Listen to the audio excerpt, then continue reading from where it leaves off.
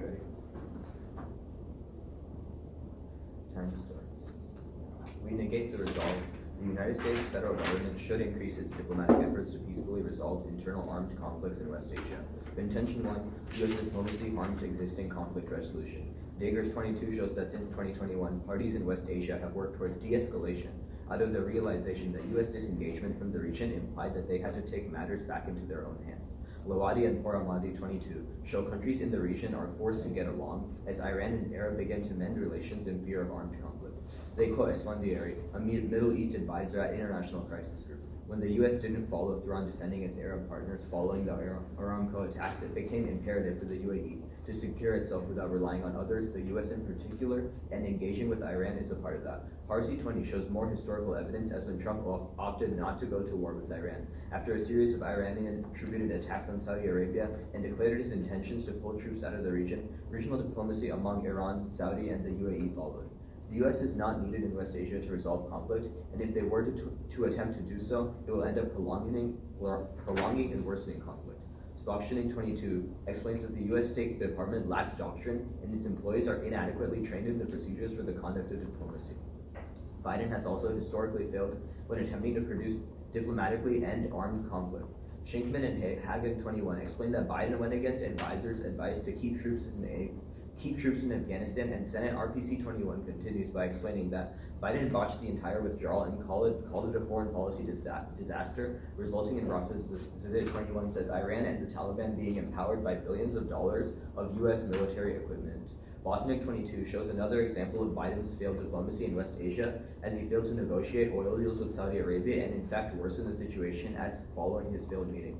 Saudi Arabia began collaborating with Russia and re-exporting their oil. Bazi 18 also shows that U.S. involvement worsened the civil war in Yemen. The impact is prolonging conflict. Since U.S. diplomacy has failed in the past and is not trained enough to resolve issues in West Asia, increasing diplomatic efforts will hurt the current status quo of the region independently, collaborating to end conflicts which prolongs them. In Yemen alone, Bazi 18 shows that the conflict has led to over 10,000 deaths and left more than 22 people in need of humanitarian aid. Nivahed 21 shows that Syrian civil war has killed over 350,000. The U.S. prolonging these conflicts would lead to thousands of other unwanted deaths. Contention 2, Israel-Palestine. U.S. intervention in the Israel-Palestine conflict decreases the chances of peace. First, because of bias. Abdallah Tove 3 explains that over the last 50 years, the U.S. stood beside Israel in every conflict with Arabs, and PBS 06 explains that the U.S. has historically criticized Palestine, choosing to side with Israel. Palestinians have perceived the U.S. pressuring Palestinians for Israeli benefit, and Palestinian Authority President Mahmoud Abbas says the United States has proven to be a dishonest mediator in the peace process, and we will no longer accept any plan from the United States. Telesur 22 says Palestinians have stated that we all know Biden came here to politically, economically, and militarily support Israel, not to help the Palestinian people. For decades, U.S. diplomacy has turned its back on the Palestinians, where Israel has received much U.S. support. The impact is peace failure. Hammond 17 explains that the greatest obstacle to peace is between Israelis and Palestinians. The government of the United States.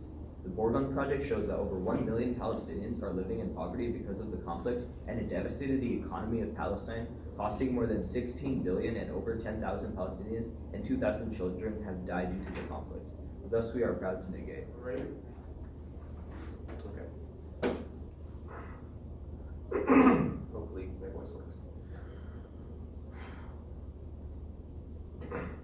Palo affirms. Contention 1 is power vacuum. As of now, Biden is taking on a withdrawal strategy from West Asia. Zekich 21 finds that Biden's America is pulling out of the Middle East. The United States is removing major military infrastructure from key allies. Washington is removing from several Arab states, including Saudi Arabia, Iraq, Kuwait, and Jordan. American squadrons in the Middle East are having their numbers reduced. Empirically look to Afghanistan. CTV 21 finds that as Biden tackles the problem of Afghanistan, he begins with a commitment to, as he pledged during the campaign, end the forever wars. Biden is right to set ending forever wars as a key foreign policy goal, but achieving that goal, however, must not forsake American ideals and interests, and it must not forsake the future of everyday Afghans who deserve a stable, enduring peace. If we don't increase diplomacy, we remain on our current trajectory of withdrawal, creating destructive power vacuums that leave countries susceptible to take over. Cooper 17 finds that full withdrawal of U.S. forces would lead Afghanistan to be overrun by terrorist groups. It would also enable geopolitical adversaries like Iran, Russia, and China to gain a stronger foothold in the key region of the world. When we create power vacuums in unstable corners of the globe, the result is almost always more insecurity, more bloodshed, more innocent lives lost. The mission in Afghan today is simple: train and assist Afghan security forces so that they can assure their own national security and maintain a sufficient U.S. presence to conduct counterterrorism operations.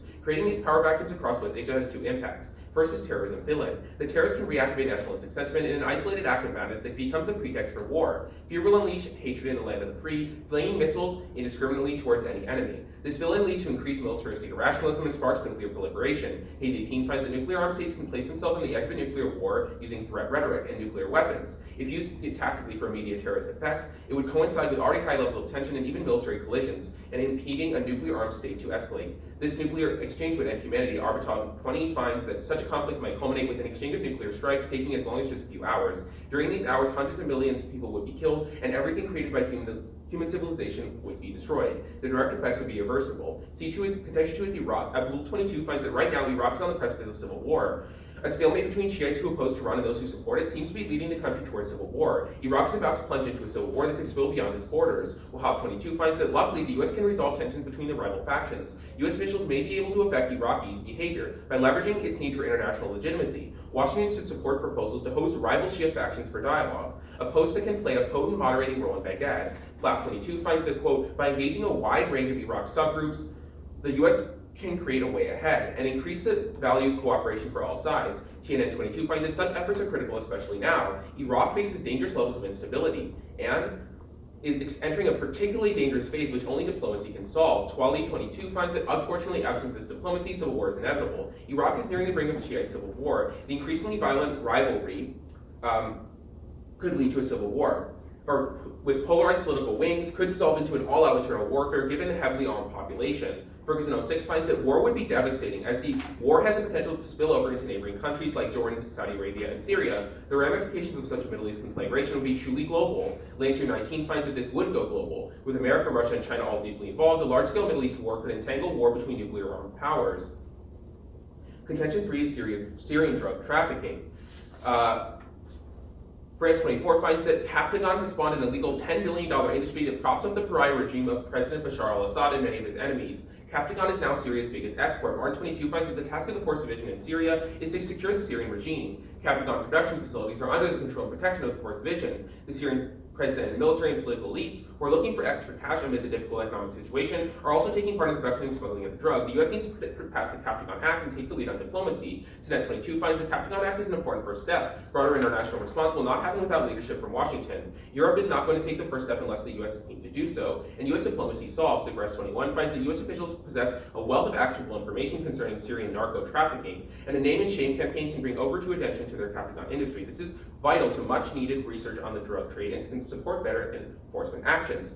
Any drug trade intensifies the conflict, as Hawash 21 finds that drug trafficking will continue to drive instability in the country, and the Syrian war has already claimed over 600,000 lives, according to the UN 2022.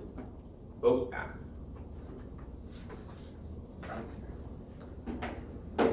Yeah, I know. All right. Ready for questions? Yeah, I'm ready for questions. First question, or may I have it? No, you can take first. All right. To start, I just wanted to clarify about a couple of things. So, starting with contention 1, power vacuum. Yeah. So, for your impact, did you have nuclear proliferation leading to war? Yeah. Or terrorist access nukes. Oh, terrorist access nukes leading to nuclear war? Yeah. Okay, and then for contention 2, it was war that can spill into other worlds leading to nuclear. Yeah, it's like Middle East war, which would, so conventional or nuke. So Middle East war that could go global. And then also contention 3, can you explain the logic behind that? Yeah, so C3, right? Like drug trafficking right now is propping up the regime in Syria. Oftentimes authoritarian regimes are propped up by like drug states, narco states. So this is the case in Syria. And so basically they find that U.S. diplomacy solves, such as the Captagon Act, which basically would limit like this trafficking to the surrounding states through diplomacy. So are you saying that the al-Assad regime is like in on it, basically? Yeah, they're in on the drug trafficking, yeah. So we have evidence from Martin 21 that finds that the 4th Division of the Syrian army is protecting and controlling Captagon production facilities. Yeah. All right, may I ask a question? Yeah. Okay, so are biased mediators always bad? In what context do you mean? Like in a like armed conflict, in an internal armed conflict, are biased mediators always bad? I mean, assuming that it is an armed conflict with a lot at stake, then yes, I would say so. Okay, and does the U.S. recognize Palestine as a sovereign state? I'm pretty sure they don't. Okay, they don't. All right. Would you like a question, or may I ask another one? I can ask. All right. So for your point about terrorists accessing nukes, Yeah. don't you think that terrorists would also like value like, I mean, I know they don't have many morals according to many people, but assuming that they do want to access these nukes, do they not understand the backlash that it would have on the world entirely, including the Again, what we're saying is that like terrorists are inherently more irrational than a state actor, so the risk of nuclear proliferation and nuclear weapon use drastically increases. And then what about when it is a state actor, like in contention 2? Like in contention 2 when the governments are engaging in nuclear war, how does that In happen? C2 Iraq? Well, Yeah. we're saying that it would, war would be devastating. Okay. Yeah, so, we have a question? Yeah. Okay, so on conflict resolution, so you say that like U.S. involvement has failed. Was that military involvement or diplomatic involvement, like in the past? Diplomatic. So you talk about like Trump so you talk about like U.S. involvement in the past. So like when the U.S. has been involved in like old conflicts, like early Afghanistan, like Iraq War, etc., have they been involved diplomatically or militarily? I would say more diplomatic. You'd say more diplomatically, even though we had thousands of troops on the ground. Well, we had thousands of troops, but engaging them was a different matter, so I would still say it was more diplomatic. Okay, but that's gross.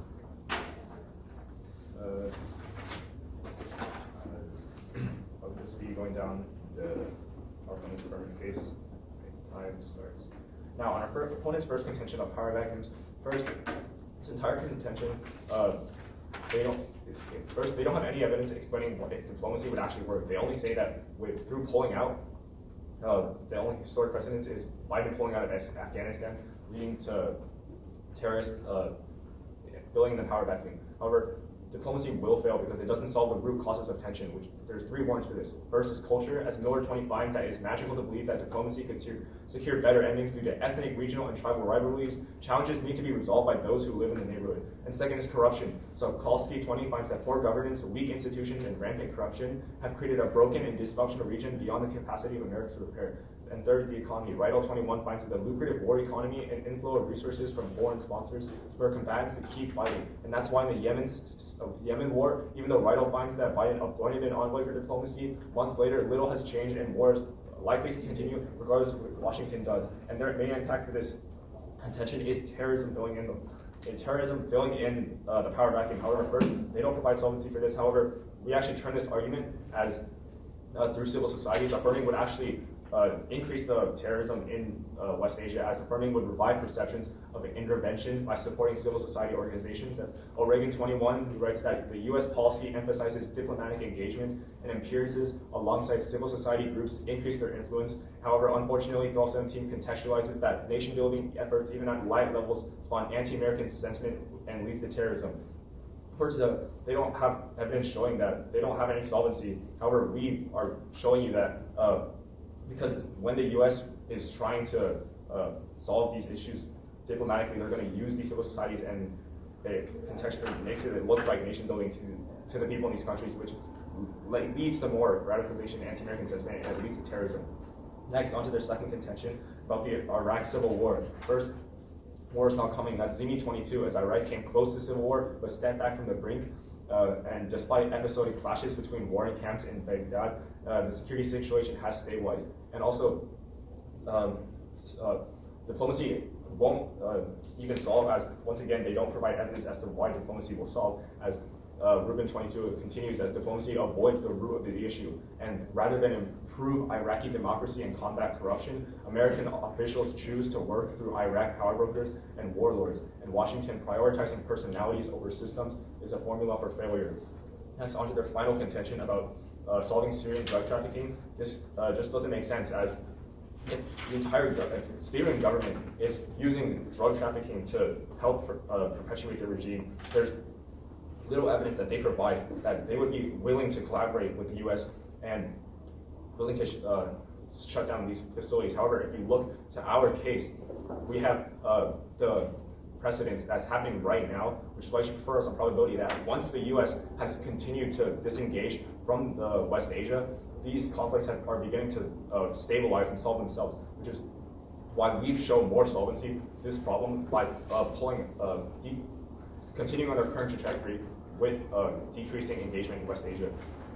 and that will we also show solvency for Israel-Palestine, like as we showed that when the U.S. has been pulling out, these conflicts have been stabilizing, and that's the only way to solve the Israel-Palestine conflict, as like my partner read in Constructive, that even the authority president Mohammed Abbas said that they will not be accepting peace plans from the U.S. So the only evidence in this debate today about solvency, only evidence that shows any solvency is in our case, which is why we should vote negative.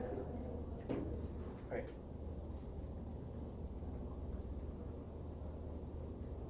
Okay, it's gonna start with just front lines and then there, please.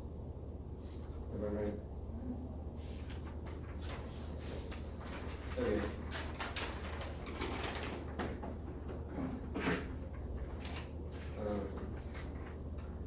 Time start now. On power vacuum, the first thing they tell you is that there's no evidence that diplomacy works. On our first contention, it's not necessarily that diplomacy actually works, that the U.S. presence in the region works. That's our argument. Secondly, they give you a couple warrants why diplomacy will never solve it. We would argue that none of their evidence is actually linked to diplomacy. However, our evidence is. That's because that's because the Culbertson 22 evidence is really fantastic. It says that preventing diplomacy will require diplomacy. None of their warrants actually matter as far as our evidence is very explicit then. The next argument they read is to turn about civil societies and that U.S. policy creates this anti-American sentiment. We're going to go for the argument that these terror groups would be looking to scapegoat anyone regardless. It's not necessarily the United States is the only one that would be scapegoated, so these terrorists would probably try to rise to power regardless, but the only chance of solvency is in the act of the United States presence in the region. With that being said, let's go to our second contention. Also on this anti-American sentiment thing, affirming actually benefits American sentiment. Singer in order to improve America's public image, the United States must focus on public diplomacy, but deployed on a regional or country basis. That's literally the AF world, and specifically gearing our diplomatics for specific conflicts, which will boost our American sentiment that turns their turn. Go to Iraq. The argument that says that war is not coming is before our evidence, which tells you that war is coming, so you prefer ours just because its recency is more indicative of the current world. Secondly, on their argument, they say that we have no evidence that diplomacy doesn't solve. Yes, we do. There's two cards versus PFAF, and there's also TNW. And quickly extend the arguments on power vacuum. The CCCB tells you that U.S. is ending war. Pulling out our presence is really bad because it means that terror allows to fill in. This will lead to terror proliferating nuclear war. Secondly, then extend Iraq. Our evidence posted there again, but the security situation has not gotten better. Just 4 days ago, the U.S. Department reaffirmed that Iraq is a do not travel due to terrorism region. To terrorism, kidnapping, armed conflict, and civil unrest. Let affirm the argument Iraq is currently on the precipice of civil war due to ethnic tensions. We're going to kick C3 as an overview on their stakes. You're going to frame your ballot on our first contention on terror in Iraq. Because both conflict scenarios will sow conflict indiscriminately across the Middle East or globally, because both of their contentions are about conflict resolution, it's impossible with conflict resolution, terror, or nuclear war, which means that if we win any scope of solvency in either of our first two contentions, we're also winning their case because they can't solve for conflict if they're breeding it in the first place. Let's go to the specific arguments.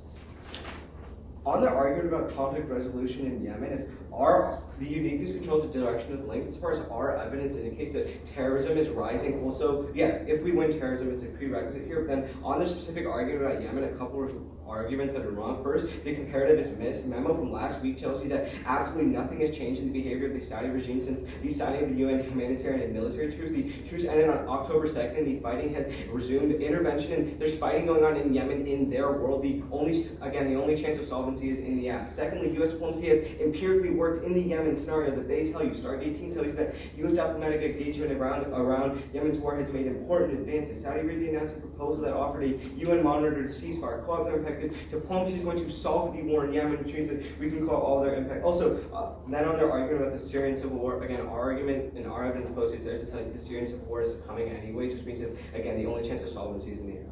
Let's go to their next contention on Israel-Palestine. Top shelf, their contention is absolutely not topical. That's because an internal armed conflict is between a country and a non-state actor. The Lawan 12 tells you that an internal armed conflict refers to a situation of violence between government forces and one or more organized armed groups, and at least one of the two opposing sides is a non-state armed group. Palestine is a country, Castle 12. Palestine is a sovereign state consisting of the West Bank and Gaza Strip. Palestine is effectively recognized by the United Nations as a non-member observer state because the United States is part of the United Nations. They have to follow this definition. Collins Dictionary says that a sovereign state is the country. That means that their entire contention here isn't topical. Then, even on the nitty gritty, they tell you that they tell you that Palestine's never going to accept help. That was under Trump. We would argue that it's different now. Then they tell you that bias mediation is bad. No, it's not. Starkey Team tells you that a rich body of scholarly research shows that bias mediation is actually very good because people have a skin in the game and actually getting a positive outcome.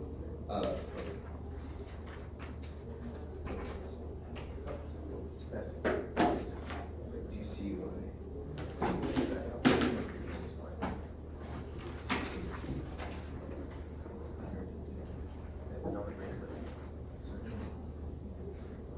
Alright, I'm ready for pause.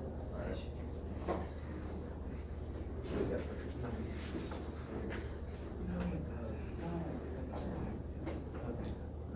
for pause. Okay. No discussion?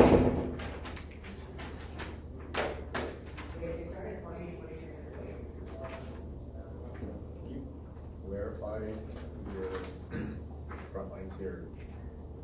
Taylor's mention of Syria, or did you just say Trump? Oh, we're talking Syria. So, and then, Do you want to sit or stand?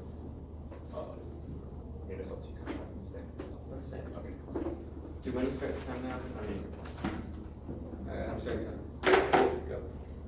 So, and then, can you explain also your rebuttal against our first contention?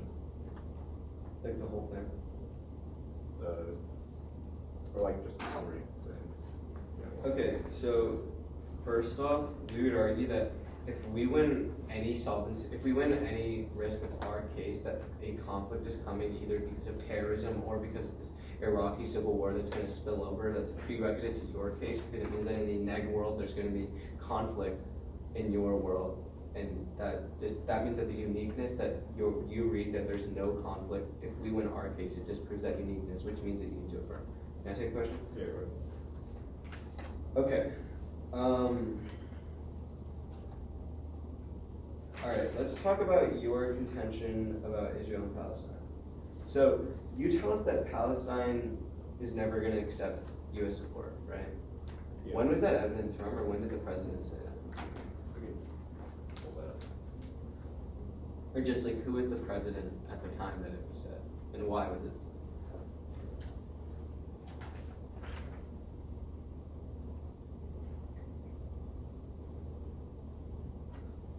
So that was in 2017. So that was still Trump, but so essentially what it's saying is that because the U.S. has been so Was it because of the U.S. or was it because of Trump's action specifically? well, Like in your reading the evidence. right. It's I'm like also going off of the previous evidence about how even before that and like for a long consistent time, like over 50 years, the U.S. has just consistently supported Israel and the Palestinians view this as always prioritizing their relationship with Israel and not prioritizing their Palestinian human rights. Okay. I have a question also on your point about bias mediators. Yes. Does that card specifically talk about how that is beneficial to resolving the conflict or beneficial to the mediator? As if you have, it says it's better if you have skin in the game, but in a situation like Palestine and Iran, Yeah. the U.S. has skin in the game because they're good allies with them. No, the evidence is really fabulous. I can send it to you if you want, but it basically says that it's actually talking specifically about civil wars, and it tells you that biased mediators are uniquely good in those regions because absent those biased mediators, there'd probably be no conflict resolution in your world because you read no evidence that these states are going to somehow cooperate or that Palestine and Israel are going to start cooperating and they're going to solve the conflict, but. Even then, the reason why biased mediators are good, like the United States uniquely, is because the United States has a lot of power in the region, and they have a lot of knowledge about the conflict. And because they're a biased mediator, they care about the outcome they have skin in the game. So they're more likely to actually work to resolve the conflict. But so in this situation though, isn't this just not true for the U.S. and Palestine in Iraq? It's real because this has been going on for a long time. Well, we'd argue that the United States diplomatic efforts or mediation efforts just haven't been that present in the past, and affirming means that we're going to increase them. Okay. Okay, so for a quick off-time roadmap, first I will be going down my opponent's case, respond to their front lines about their case, and then I will be going to our case and frontlining our case, and then I will weigh it. Okay. Time will start now. So starting with contention 1, power vacuum, Biden pulls out of Middle East, leading to stability, withdrawal, terrorism, impact nuclear war. So our responses to this were threefold.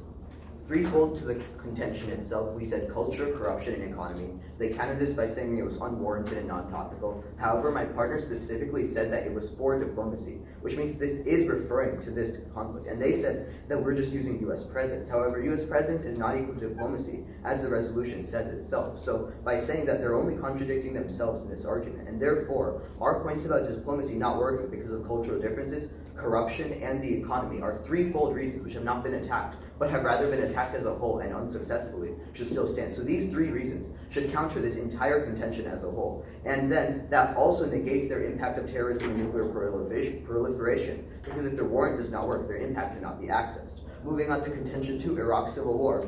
We said war is not coming, they said war is coming, because their card is more recent by about a week, I would say. So in response to that, my partner also has another card from a few months later, so we have recency on that now, which was their response. So now we have that recency, and using that recency, we show that it is still not possible to engage in peace talks with Iraq, which is important, because it means that we have the recency, the precedence to show that this is why peace Iraq goes to us. This debate should go to us because of these points that we're making.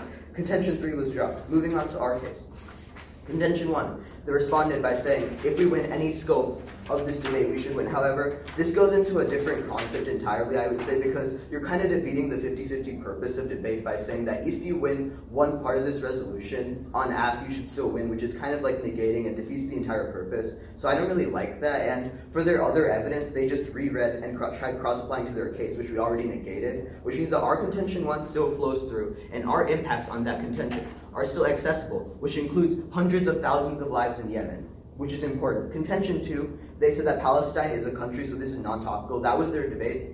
And then they said Palestine under Trump is not equal to Biden. However, we countered the Trump-Biden argument wherever they use it because we showed precedents over 50 years. In these 50 years, we've had presidents from multiple parties, which means saying Trump is not equal to Biden is inaccurate, even though it may be true, because over the course of history, we've had multiple presidents with multiple viewpoints, but they've still had the same view on foreign policy, which is why their response to our contention 2 does not stand for 1, because they said Palestine is a country. However, the U.S. does not recognize it, which is why it is still an internal armed conflict in West Asia, and we are not violating the resolution, which also defends our contention 2 and gives us access to our impacts, which are more probable because we have precise numbers and they are numerical, which gives us the edge on probability and scope as we have negated their impacts. So for our impacts, we have millions of lives in contention 2, which we have shown $16 billion, tens of thousands of lives, and then contention 1, hundreds of thousands of lives. So these impacts of lives and money will win us this round. Thus, you should vote that.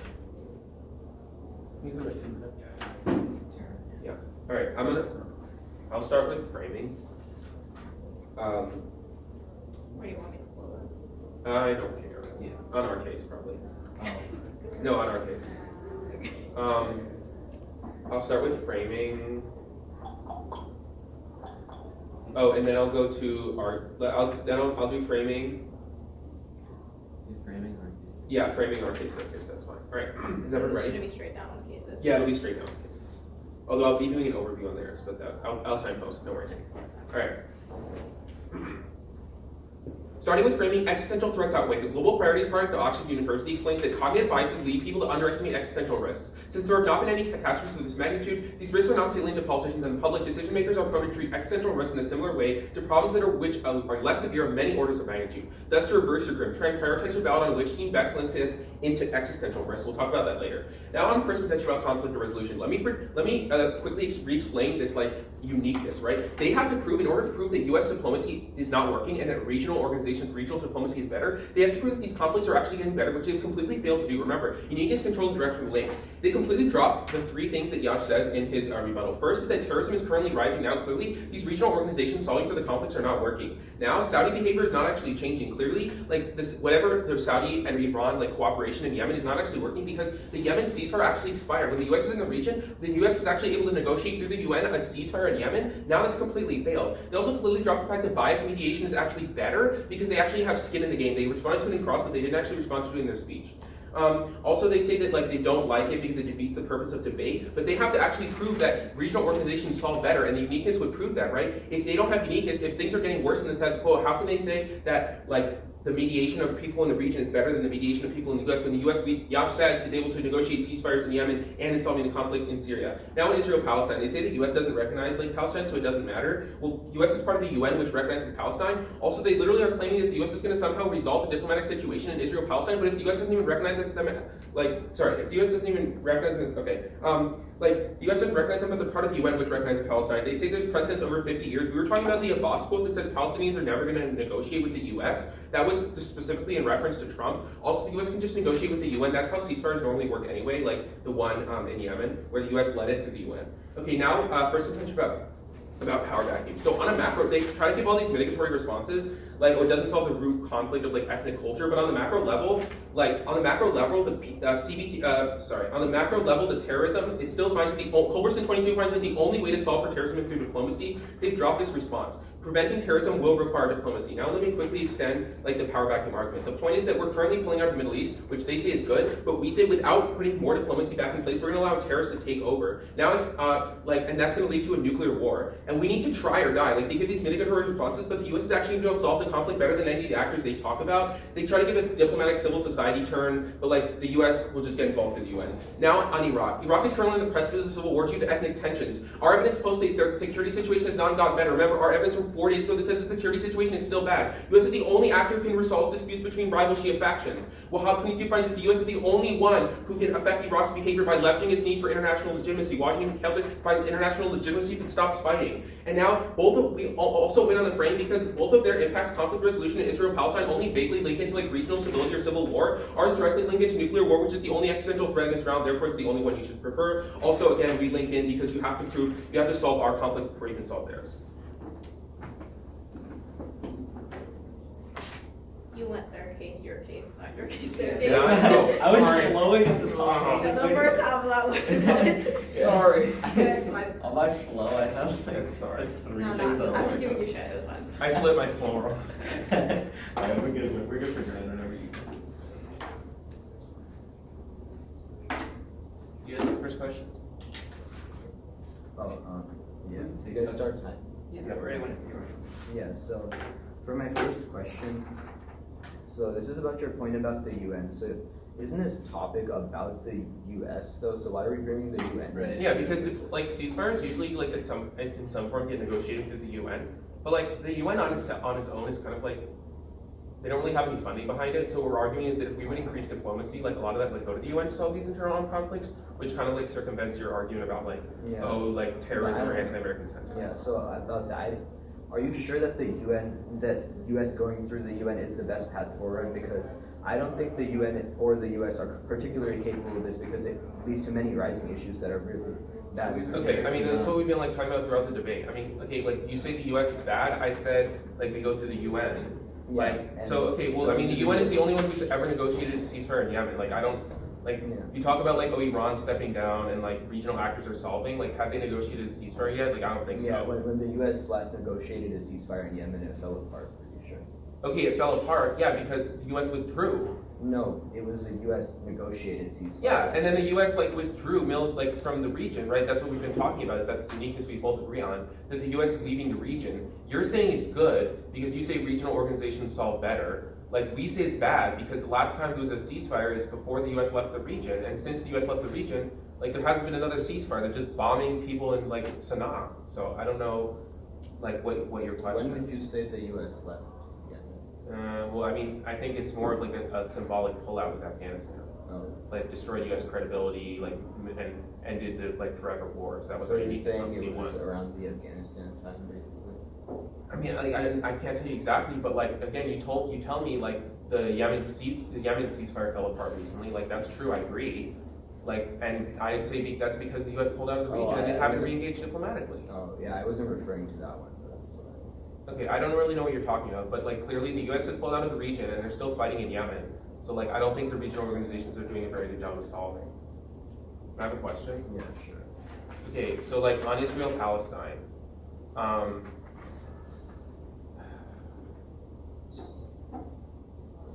sorry. Let's talk about the conflict resolution, right? Okay. Yeah, you can take the question. Okay, so some of your impact scenarios on conflict res, your impact scenario is Yemen, right? That's what you read all the statistics about? Yemen I and think it was Syria. Oh, Syria. Yemen and Syria. But they're like, yeah, Yemen and Syria. What were the statistics in case? Were they about Yemen or were they about both? Both. I have it Yemen 10K dead and Syria 350K dead. Oh, okay, cool. No, and also for Yemen, we have 22 million people in Okay, Yemen. that's. Okay, on Iraq, like, even if the security situation is like recently stabilized, does that mean that there's not still there's not still high tensions? Okay, well, even if they are high tensions, my partner said repeatedly that even if the U.S. goes in, we're only going to increase this tension, which is why we should stay out. Okay, what about like the Wahhab evidence that says like U.S. directly affects Iraqis' behavior by leveraging their need for international legitimacy? Okay, well, do you have? Okay, I mean, cross is over, so if you can give a response, that's fine, but, Oh, sorry, ending cross? well, if you want to respond, you can, otherwise cross. Yeah, that's the Rule 22 evidence that we read that when U.S. isn't like actually doing it, that rather than okay, I'll just read it. That is rather than improving Iraqi democracy and combat corruption, American officials choose to work through Iraqi power brokers and warlords. Yeah, but you didn't explain how that, like, why that actually matters. Because we're not working to solve this issue. The U.S. is choosing to work not through like these. Yeah. Yeah. We're working through personalities. Warlords are part of the conflict. All right. Is this first one? I'll lose the last 15 seconds.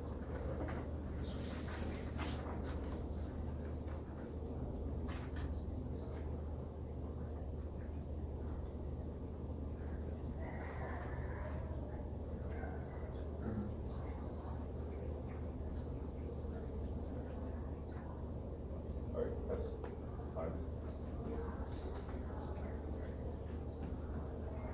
Opponents, yes.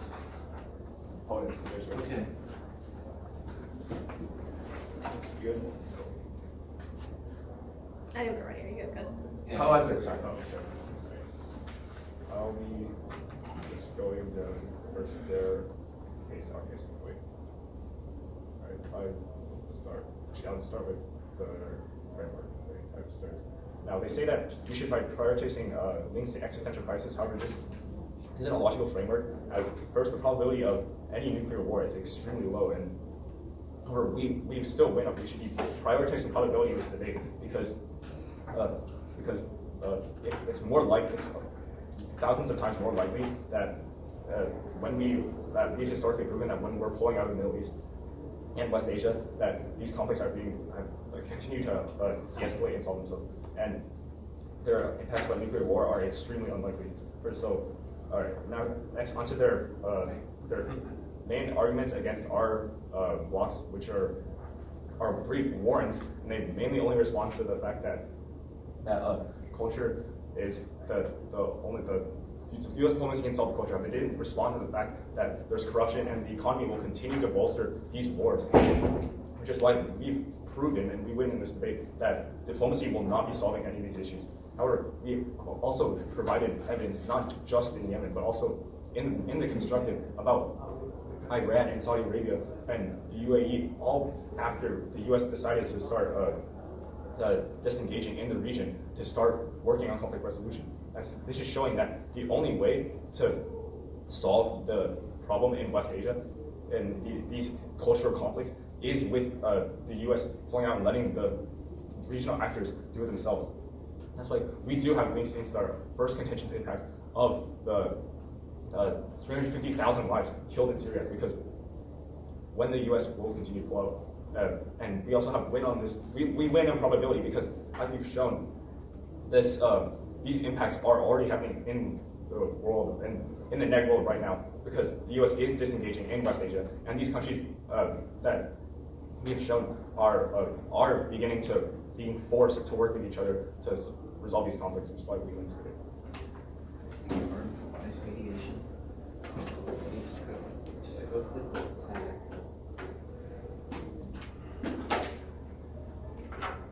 Okay, start. Okay, framing our case, their case. Everybody good? On the framing, their only response is that there's a very low probability of the existential risk. That absolutely just concedes the framing. That thinking is exactly what the GPP evidence indicates, is what leads us to vastly underestimate these existential risks. That's why the GPP evidence concludes that things like politicians are not salient to these risks because they are talking about leads them to not prioritize them. That's why our argument is that you should prioritize your ballot on which best leads to the existential risk. We have 2 links, they have none. Any risk of solvency on the app is why you're going to be referred. Go to the power vacuums. Their responses are mitigatory at best.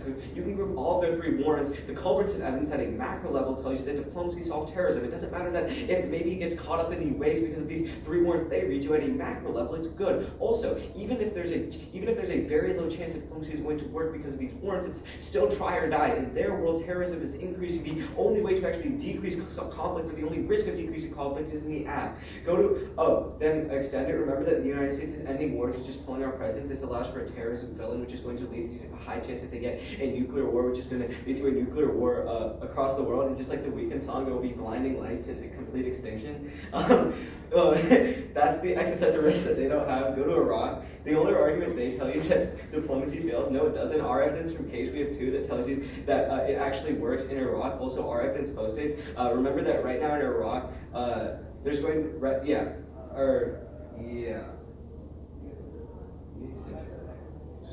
Okay. Never mind.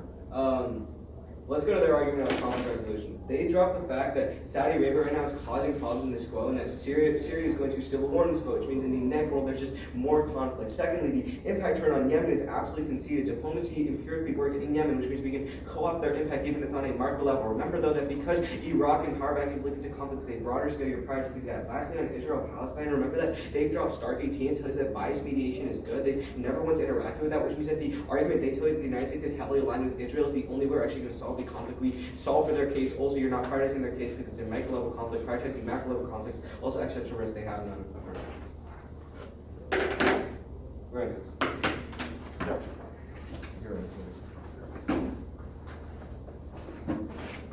I'll disclose, just give me like 2 seconds. Thank you, bro.